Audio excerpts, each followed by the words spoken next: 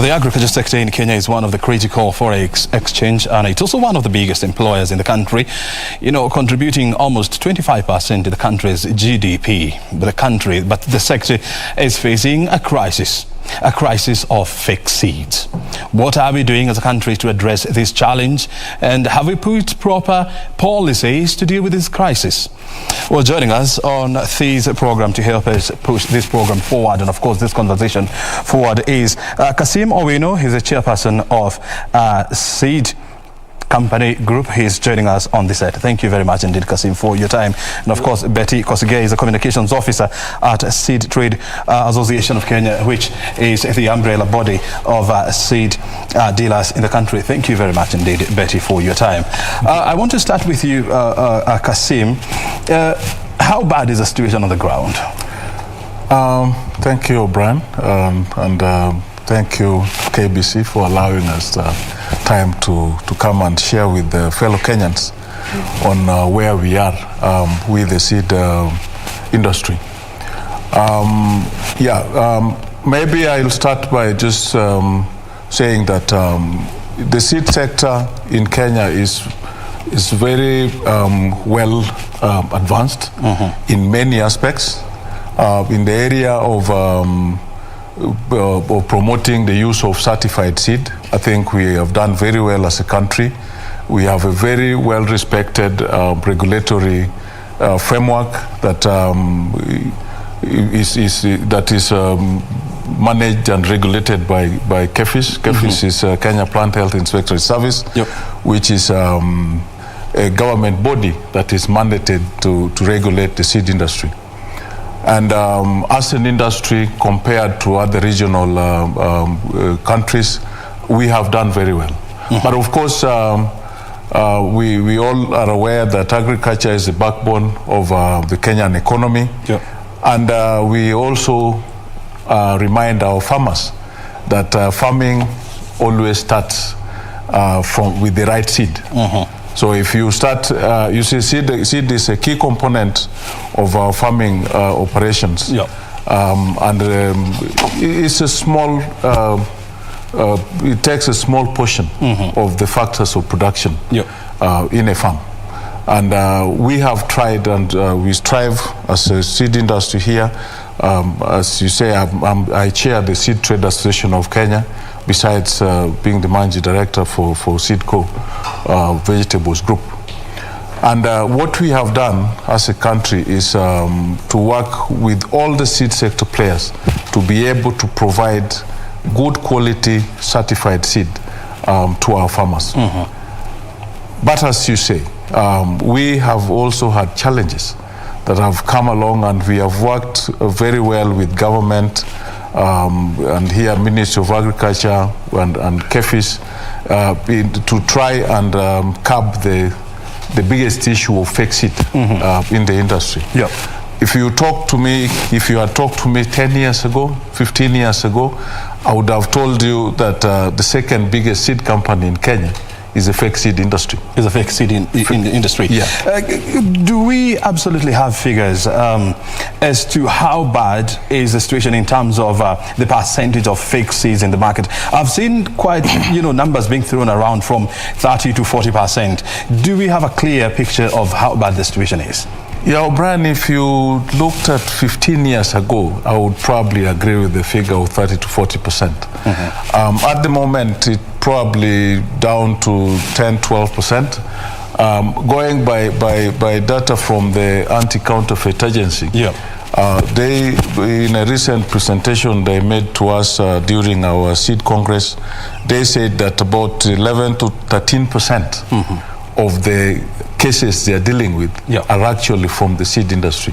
So that is 11 to 13% of all the fraud cases that are being handled, or the counterfeit cases being handled by the Anti-Counterfeit Agency. Of course, from the seed sector side, we thought we were doing better.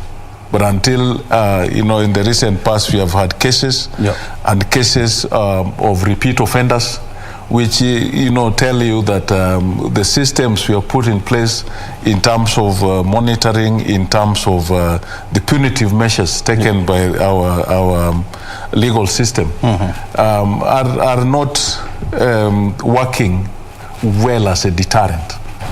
Yes, so but we have had a few cases recently, which again, working with the Ministry of Agriculture, working with the Anti-Counterfeit Agency, we have tried to bring down. Betty, I want to hear from you as well. I mean, what does it mean for us as a country when 10 out of 100 fraud cases that are being handled by the anti-counterfeit agencies are from the seed industry? Thank you, Brian.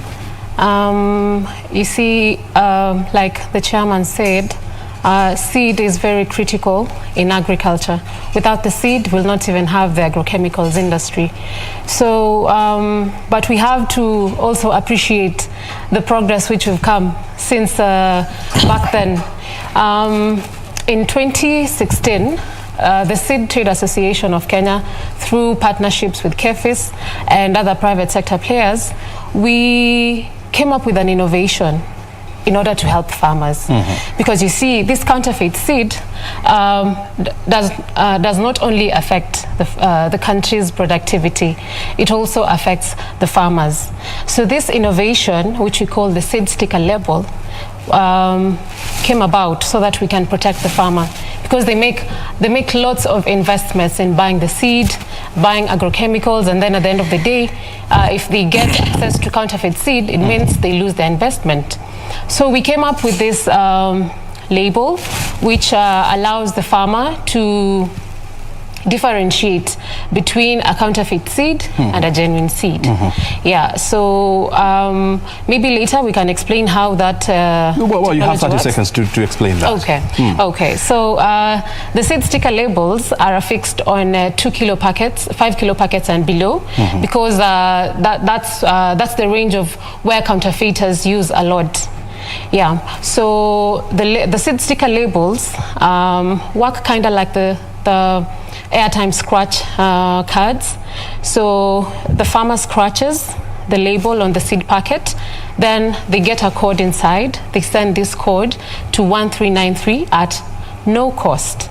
It's free to the farmer. But and then, yeah. Realistically speaking, you know, in a country where more than 65% of farmers in this country are small-scale farmers who live in the rural areas. I mean, and you know, without much income. I mean, do you believe you know, small-scale farmers, they number one have the time to do this and the technical know-how to do that, to send those messages? Well, we made it as simple as possible, and it can be accessed via even the simplest form of phone that a farmer can get his hands onto. And it is free, because the seed companies and KBC are taking care of the costs of sending the SMS. So it's really quite free. And you see, the reason why this sticker label is beneficial and the farmers should need to uptake it is because seeing seed, you wouldn't be able to differentiate just with your eyes whether it is counterfeited or it is certified. So that's why this technology is really, really important for the farmers to use, because that's the only way they'll be able to know whether this seed is genuine or it's not. So what is the impact of, and I want to throw that question to Kassim, what is the impact to the farmer when you buy fake seeds and you plant them? Yeah, I think we all understand that if you are looking at a small-scale farmer, first of all, these are people who are resource-strapped, and the seed forms a big part of their spend in their farming operations. And the biggest impact comes in the sense that for these farmers, this is their livelihood. So when you give them fake seed, So it means all the investments they've done in terms of buying that seed. Even the cost of acquiring seed is a problem for some farmers because they don't have maybe an agro dealer near them, so they incur cost of transport going to get the seed. They buy the seed. They will struggle. You know, in the olden days, you know, farmers had big families. This has changed, so it means that they sometimes have to hire, you know, tractors to prepare their land, and all the costs that go along with the farming operation. Yeah. All that goes to drain, and the impact is huge because you are doing this for say the guy faking. You're doing this to a farmer who has no other option but to rely on farming to survive.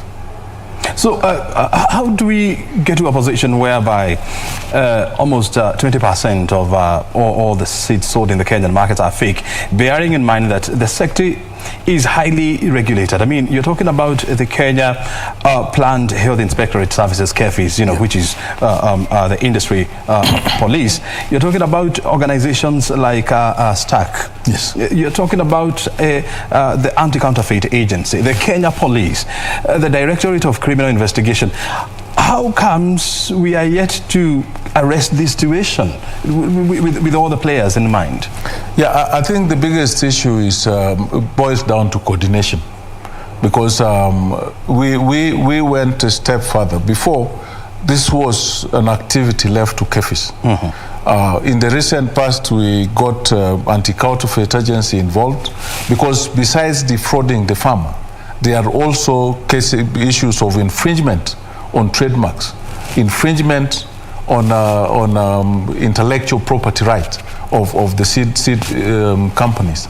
So when we are, I think the conversation we are having now is that in cases where we are able to catch up with these counterfeiters, we need to be able to draft our charge sheet well enough to cover all the infringements that you know, that can't be put on any single product, because besides, as I said, the IP rights of the breeders, trademark infringement, besides just defrauding and denying the farmer their right to livelihood, and if we are able to do that, you know, also during our Congress in the recent past, we also got Kenya Revenue Authority saying that they also want to be an interested party, because many times the guys who are faking seed probably also are not paying their rightful share of taxes. Yeah. So we would like to see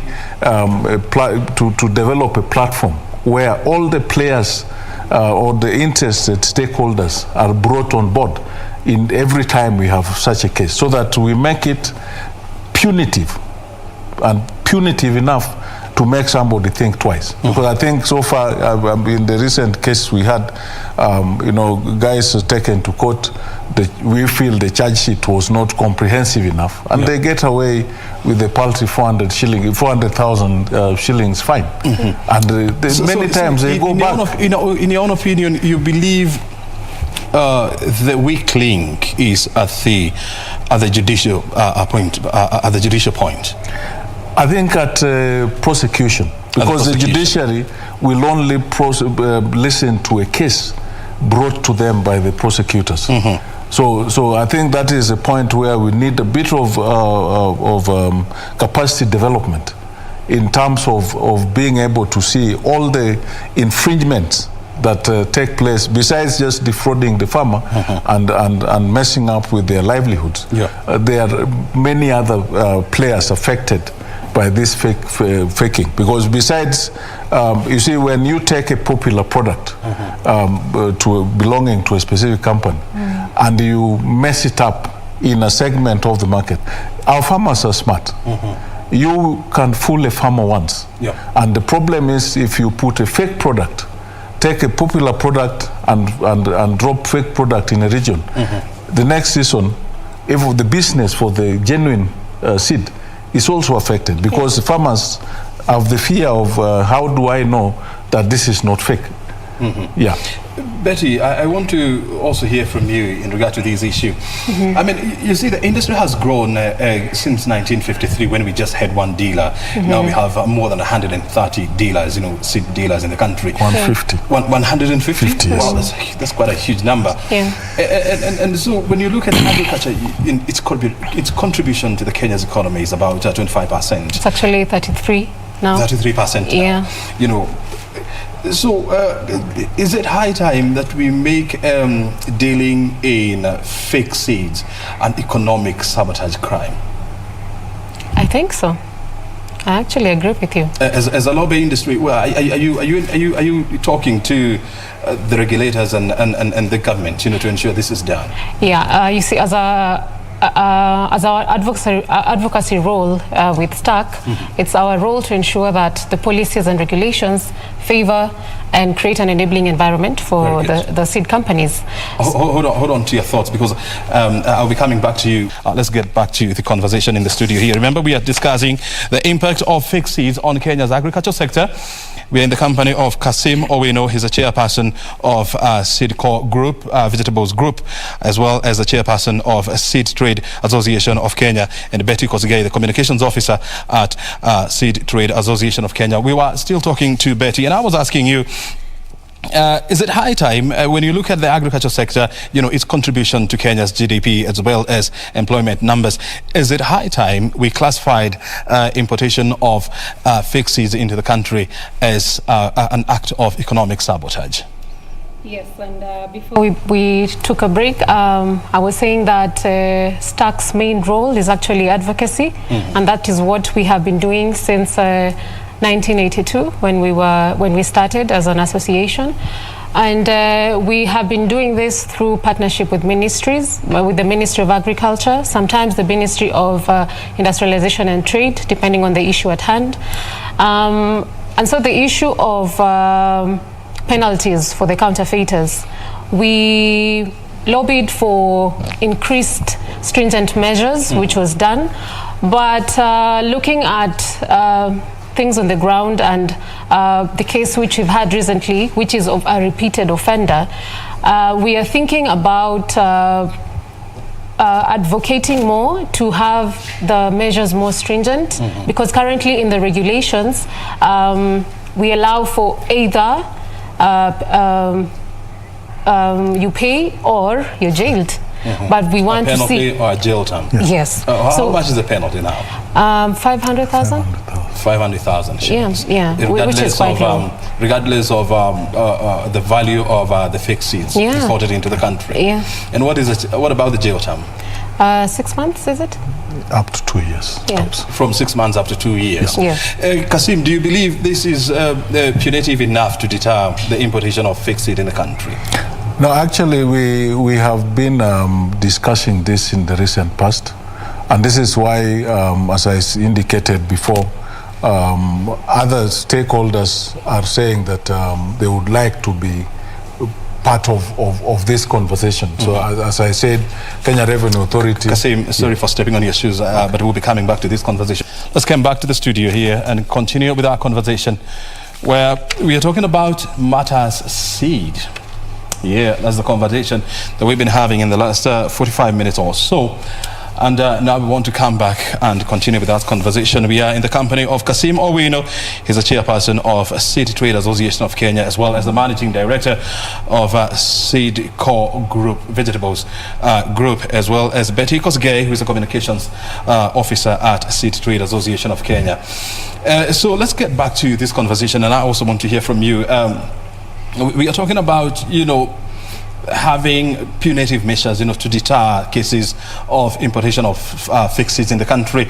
And I was asking you, as an organization with other stakeholders, are you lobbying for a review of the law to ensure that maximum penalty is imposed on unscrupulous dealers? Yes, O'Brien. Indeed, we are lobbying hard.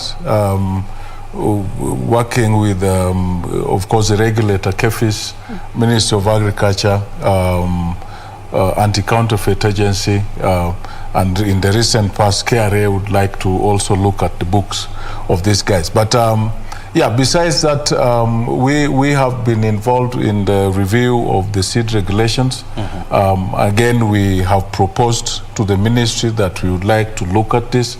But over and above that, they also are talking to the prosecutors. We feel that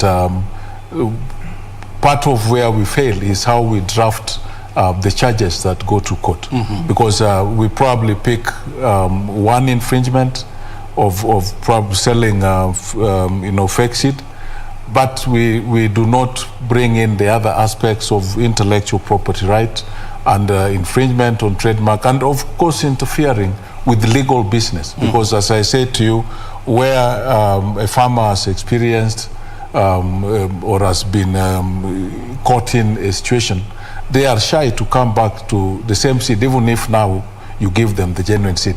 So I think this is something, is a conversation that we are going on with as an industry. Yeah, but do you believe? Do you blame this on laxity or lack of understanding on the case of the prosecution? Yeah, I think the biggest issue on that is I wouldn't call it lack of understanding, but I think we just need to increase the capacity of these guys in the way especially the prosecutors, in the way they draft the charges, because we need to educate them on all the infringements. Besides, that fake seed by itself, there are trademark issues, there are other issues that come along with that. So we are saying that we need to capacity build the prosecution system, so that you look at all the infringements that there are. I think that is where we have some laxity. Good. Yes. Betty, when you look at the impact of fake seeds on Kenya's agricultural production, how bad is it? Well, the fake seed business, number one, affects the farmer. It affects his or her investments. It affects all the dealers across the value chain, because you see, seed is a very unique sector, unlike others. The process the seed is made, there's a whole of technology inside that seed. And then there's a whole range of people who are involved between, from the start where the seed is breeded, all the way to when it gets to the agro-dealer shop. So all these people are affected by the counterfeiters. And these people who are affected are mostly the genuine ones. Because you see, these counterfeiters, they wait for when the season is peak. They just come, get grain, color the grain, sell it as seed, and yet it is not.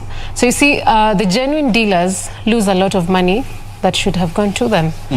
And then the farmer, on the other hand, loses a lot, because when this seed is being breeded at the labs, when it's being tested by KBC to ensure that it meets all the conditions that are required, that it has all the qualities that it says it has, only for the farmer to get something that was not is really a big problem in the industry. And that's why as TAC we really fight against anti-counterfeit. Do we have an idea what fake seeds are doing to Kenya's, for example, misproduction of beans?